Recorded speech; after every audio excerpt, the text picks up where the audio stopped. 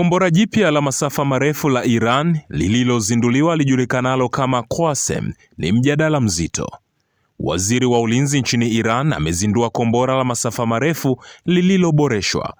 Uzinduzi huo unakuja huku kukiwa na vitisho kutoka kwa Marekani dhidi ya Iran kuhusiana na mpango wake wa kinyuklia, huku taifa hilo likifanya majadiliano ya makubaliano ili kutatua mzozo huo. Moja ya sifa za kombora hilo jipya ni kwamba limeboreshwa katika mwongozo wake, huku likiwa na uwezo wa kukwepa rada pamoja na mifumo ya ulinzi ya anga. Majaribio ya kombora hilo yalifanyika tarehe 17 mwezi wa 4 mwaka 2025.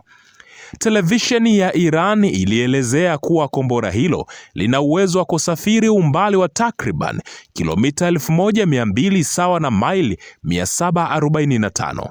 Pia amesema kuwa kombora hilo lina uwezo wa kutambua na kulenga shabaha kati ya nyingi bila mwongozo wa GPS na kwa usahihi pamoja na kwa uhakika. Ili kuhakikisha ufanisi wake wakati wa majaribio ya kombora hilo, uliandaliwa uingiliaji mkubwa wa kielektroniki dhidi ya kombora hilo, lakini liliendelea kuruka bila kuathiriwa, hali ambayo iliwafanya kujihakikishia kuwa lina uwezo huo mkubwa. Iran inasema kombora hilo lina uwezo wa kufikia Israel na kupenya baadhi ya mifumo ya hali ya juu zaidi ya ulinzi wa makombora duniani. Wataalamu wanasema kombora hilo la Qasem Basir ni la kwanza kutumiwa na Tehran.